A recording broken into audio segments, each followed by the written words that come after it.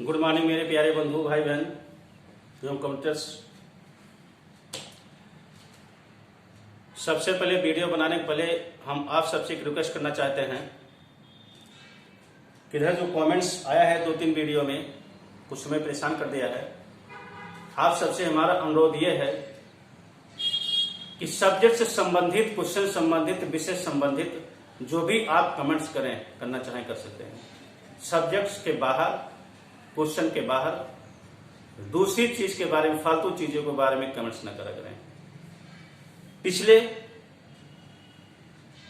2 video में कुछ लोगों का ऐसा कमेंट्स आ गया जिसको देखकर हम बहुत परेशान हो गए, और इस तरह से कमेंट्स आप सब न करा करें। सब्जेक्ट संबंधित जो भी चीज हो, क्वेश्चन संबंधित जो भी चीज हो, हमारी आलोचना भी आप कर दें।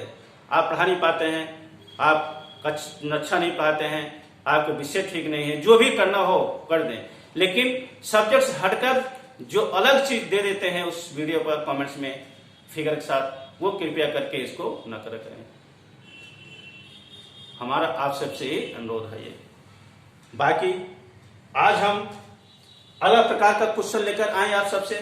जैसे पता है अगले महीने से एग्जाम स्टार्ट हो रहा है CHSL का, और कुछ प्रकार के क्वेश्चन हो जाए। हालांकि कुछ लेट हुआ वीडियो बनाने में, कुछ समस्या हमारे सामने थी, लेकिन बना रहे हैं ये। आज का अगला क्वेश्चन जो नए प्रकार क्वेश्चन है 2019 के पेपर में, इस प्रकार 2019 के पेपर ही है ये, जो दूसरी प्रकार का प्रश्न पूछा गया है।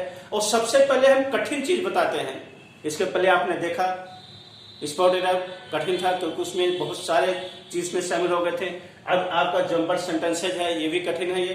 बाकी तो कुछ याद करने वाली चीज है, कुछ रटने वाली चीज है, जो वोकैबुलरी होता है याद करने वाली चीज है। उसको 5 साल पेपर में जो वोकैबुलरी है उसको अच्छी तरह से अर्थ के साथ उसको याद कर लो, वो तो आप आसानी से याद कर सकते हैं अर्थ के साथ। लेकिन जिसमें नियम है इसको समझाना, उसको हम सबसे पहले बताते हैं। इसलिए आज का जो पहला क्वेश्चन है ये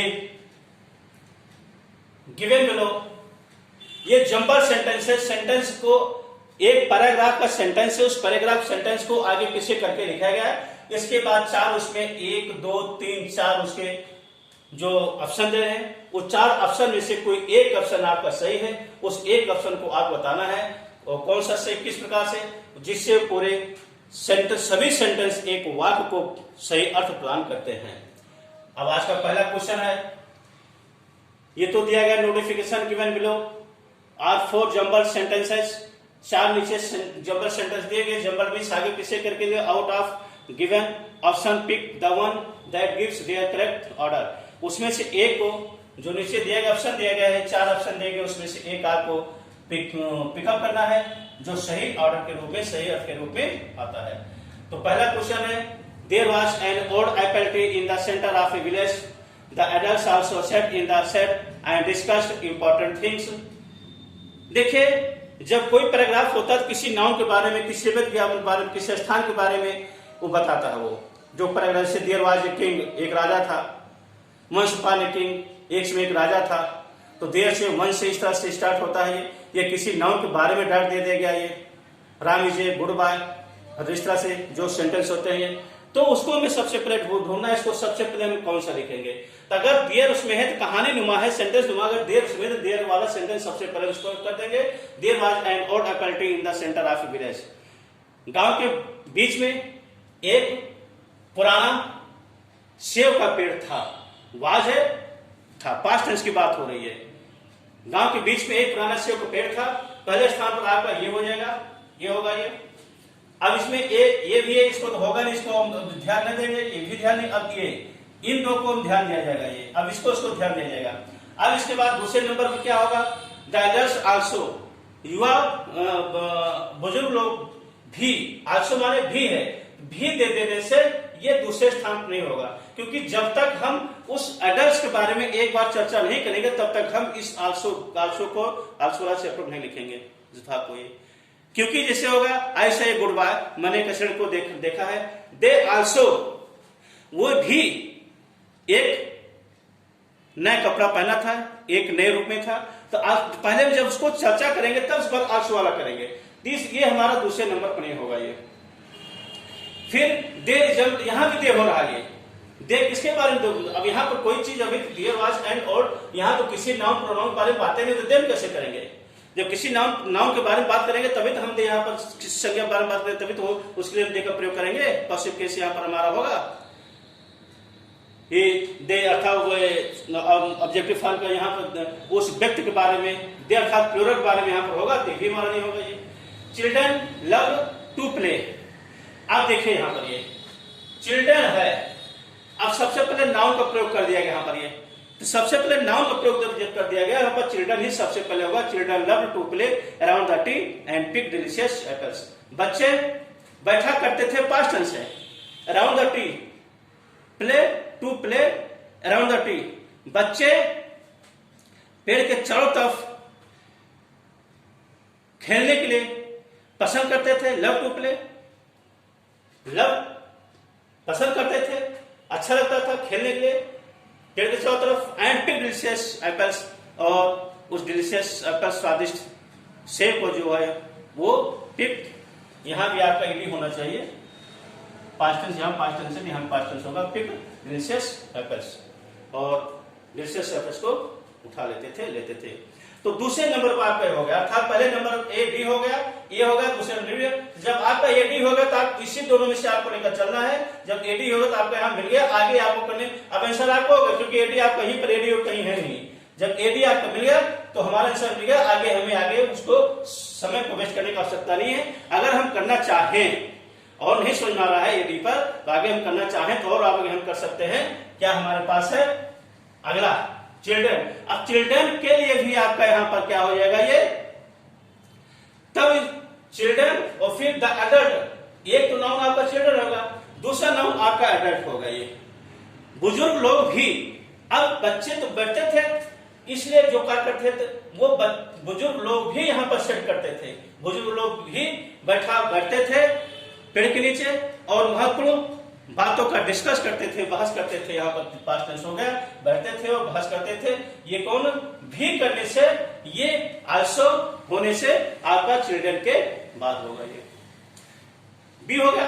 लास्ट में आपका सी होगा क्योंकि दे आप इन्हीं एडल्ट के लिए बात बताया गया है।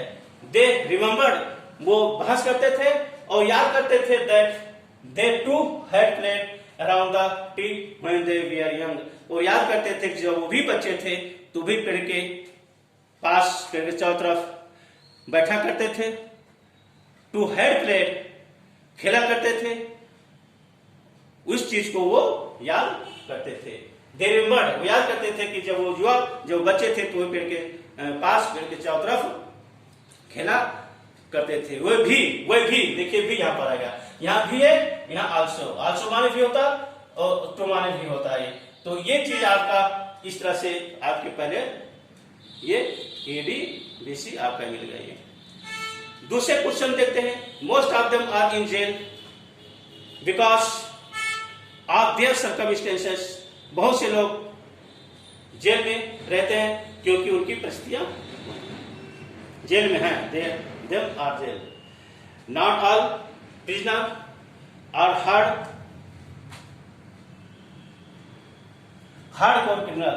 उसमें से जो ज्यादातर जो प्रिजनर हैं वो हार्डकोर क्रिमिनल नहीं है, बहुत अधिक किस्म के वो अपराधी नहीं हैं। अभी हमने बताया सबसे पहले नाउन के बारे में होता है। देखिए इसमें कहीं पर नाउन है, देम जरूर है लेकिन प्रोनाउन है, नाउन नहीं है। जब किसी के बारे में बात करेंगे तब देम का प्रयोग होगा, वो नाउन हमारे पास नहीं है।